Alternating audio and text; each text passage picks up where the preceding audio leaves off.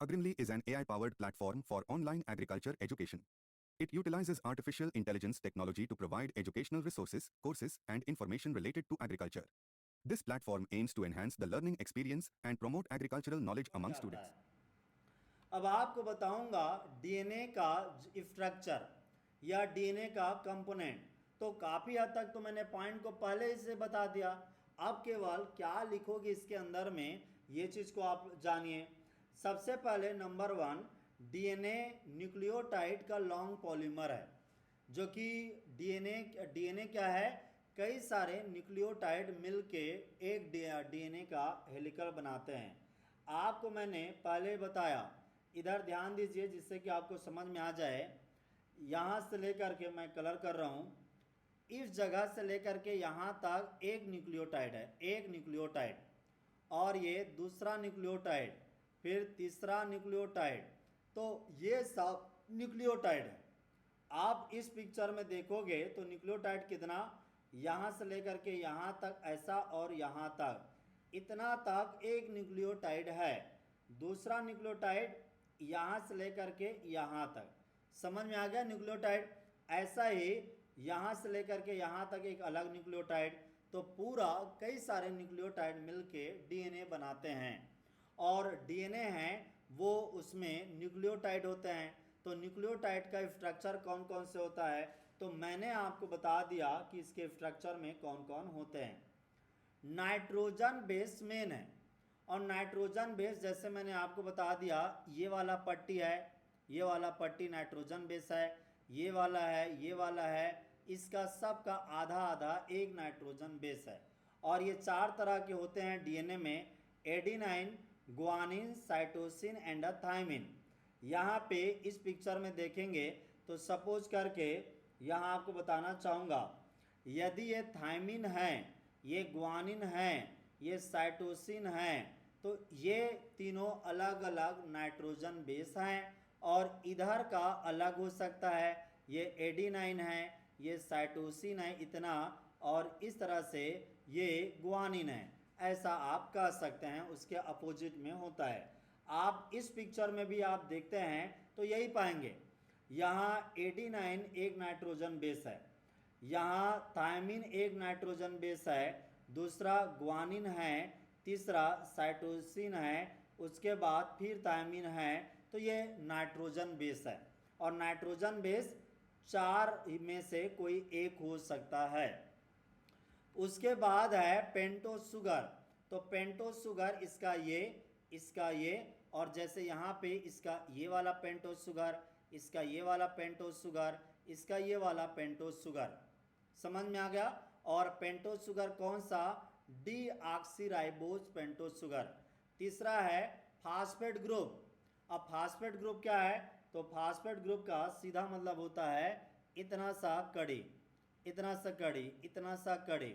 यानी कि आप इस पट्टी में इतना वाला जो पट्टी है ये फास्फेट ग्रुप है, इतना वाला है वो पेंटोस शुगर है, और ऐसा करके जो पट्टी देख रहे हैं वो क्या है, nitrogen base. Nitrogen base, sugar और फास्फेट ग्रुप, ये 3 चीज़ मिला करके नाइट्रोजन न्यूक्लियोटाइड बनाते हैं, ये याद रखें। अब इसी में मैं एक बात और आपको बता दूं, इसी में मैं एक बात और आपको बता दूं। जैसे आप देखते हैं कि ये सीढ़ी है, लेडर, और दूसरा ये सीढ़ी है। तो सीढ़ी में ऐसा एक पट्टी होता है, ये नाइट्रोजन बेस है, और आपको जान लेना चाहिए ये नाइट्रोजन बेस है, यहाँ ये शुगर है, और यहाँ तक की जो पट्टी है वो फास्फोरस है। और आप इतने को क्या कहोगे, इतना को एक न्यूक्लियोटाइड कहोगे। ऐसा ही यहाँ पे दूसरा न्यूक्लियोटाइड, तीसरा न्यूक्लियोटाइड होता है।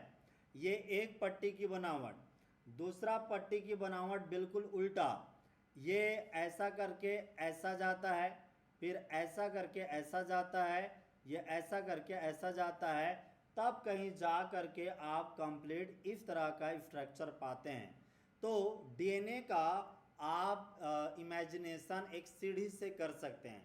सीढ़ी के जो पट्टी होते हैं वो 2 नाइट्रोजन के जोड़ी से बनते हैं, नाइट्रोजन बेस, 1 नाइट्रोजन बेस, दूसरा नाइट्रोजन बेस, हाइड्रोजन बॉन्ड्स ऐसे मिलते हैं और एक नाइट्रोजन एक बेस पेयर बनाते हैं। इस तरह से ये मान के चलिए ये एडिनाइन है और ये थायमिन है, तो आप इसको पूरे को एक बेस पेयर कहोगे, दूसरा बेस पेयर और तीसरा बेस पेयर, इस तरह से ये बेस पेयर होते हैं। समझ में आ गया? चलिए मैं आपको बता के चलता हूँ कुछ और पॉइंट। यदि इसी डीएनए के स्ट्रक्चर में, अब चूंकि ऑलरेडी बता चुका हूँ तो अब केवल दिखा देता हूँ कि क्या है। देखिए ये रहा साइटोसिन, और ये साइटोसिन एक नाइट्रोजन बेस है। इससे किससे जुड़ा है? पेंटोज शुगर से ये जुड़ा है। किस कार्बन में जुड़ा है? कार्बन नंबर 1 पोजीशन पे। और दूसरा कार्बन 5 पे जुड़ा है, ये फास्फेट ग्रुप। समझ में आ गया? तो इतना तक एक न्यूक्लियोटाइड है। अब दूसरा ये यहाँ तक दूसरा न्यूक्लियोटाइड है, ये यहाँ से लेकर के यहाँ तक तीसरा न्यूक्लियोटाइड है। अब यहाँ पे यहाँ साइटोसिन था, यहाँ एडेनिन है और ग्वानिन है। मैंने बॉन्ड बता दिया था, इस जगह में ग्लाइकोसिडिक बॉन्ड, यहाँ पे फास्फोडाइस्टर बॉन्ड, और दो इस न्यूक्लियोटाइड और इस न्यूक्लियोटाइड में जुड़ाव इस जगह में होता है। इस जगह में भी एक फास्फोडाइस्टर बॉन्ड होता है। एक बात और जान लीजिए, इस न्यूक्लियोटाइड का दूसरे पट्टी के न्यूक्लियोटाइड से जुड़ाव होता है इस पॉइंट पे। तो इस पॉइंट पे हाइड्रोजन बॉन्ड होते हैं, या तो 2 हाइड्रोजन बॉन्ड या तो 3 हाइड्रोजन बॉन्ड। अब इस पिक्चर के माध्यम से आप समझ सकते हैं, जब साइटोसिन के साथ ग्वानिन जुड़ता है तो ये फिक्स है। ये नोट कर सकते हैं कि हमेशा साइटोसिन के साथ ग्वानिन जुड़ेगा और ये 3 बॉन्ड जुड़ेगा। ये एक साइंटिस्ट ने खोज करके बता दिया था, चारगाफ ने। ठीक है। दूसरा बात, एडेनाइन के साथ में हमेशा थायमिन जुड़ेगा और 2 बॉन्ड से जुड़ेगा, ये भी फिक्स है, इनमें कभी भी चेंज नहीं होगा। और ये उल्टा भी काम करेगा, थायमिन के साथ जुड़ेगा तो एडेनाइन ही जुड़ेगा, ग्वानिन के साथ जुड़ेगा तो साइटोसिन ही जुड़ेगा। ये फिक्स बात है, ये याद रखना। ठीक है, ये फिक्स बात है, ये याद रखना।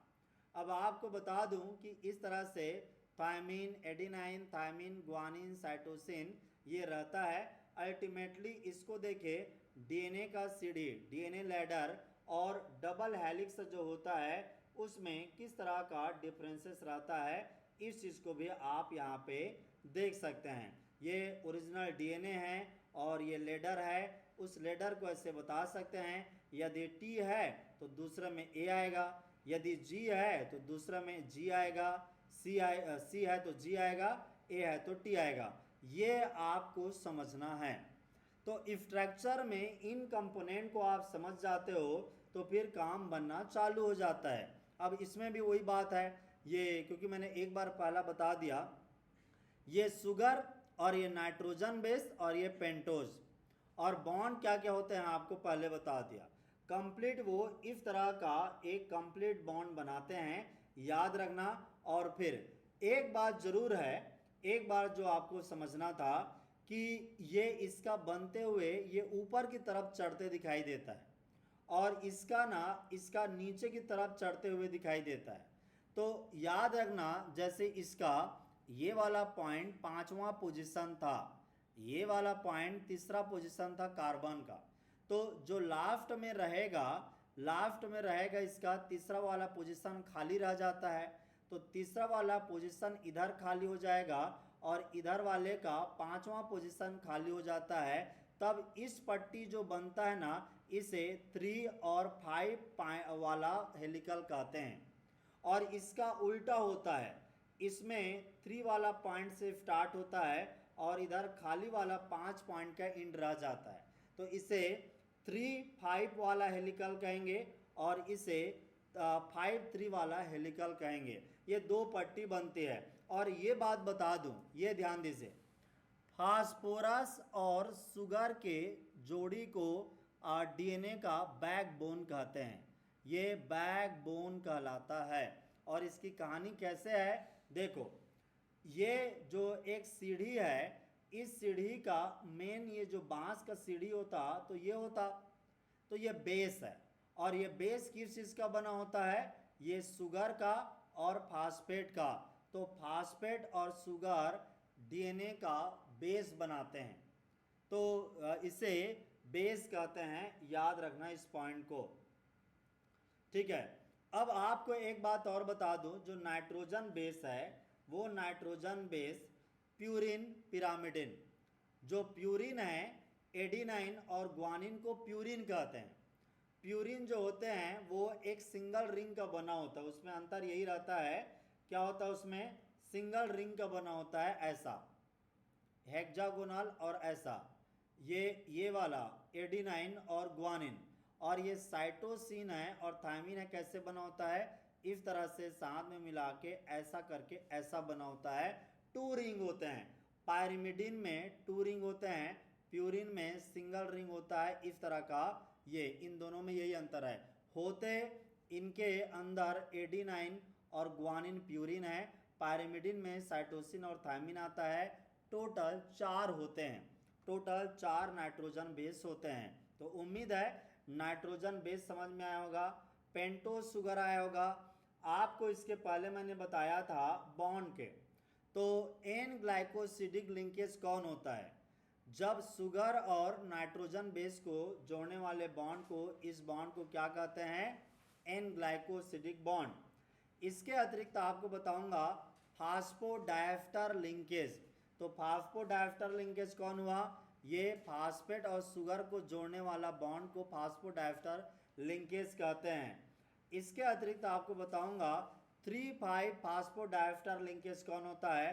तो ये वाला ध्यान दीजिए, एक न्यूक्लियोटाइड को दूसरे न्यूक्लियोटाइड से जोड़ते हैं तब इस जगह के बॉन्ड को 3,5 फास्फोडाइएस्टर लिंकेज कहते हैं। और बैकबोन ऑफ पॉलीन्यूक्लियोटाइड चेन का मतलब होता है फास्फोरस और शुगर को, इन्हें बैकबोन कहते हैं। उम्मीद है यहाँ तक आपको क्लियर कट समझ में आया होगा कि क्या क्या important IS is offering you agriculture optional classes for your IS, IFOS, state PCS exams.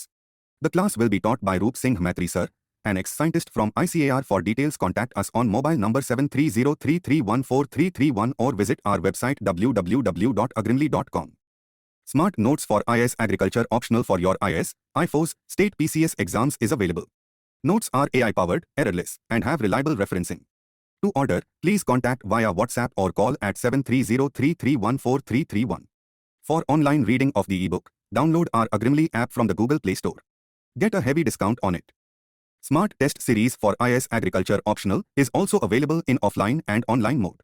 Answer copy check by Roop Singh Maitri sir, an ex-scientist from ICAR. To start the test series, please contact via WhatsApp or call at 7303314331. Get a heavy discount on it. Thank you for watching this video. If it was useful for you, then do like and share it among friends. Don't forget to subscribe to our YouTube channel, Agrimly IS, so that you can get notifications about our future videos on time.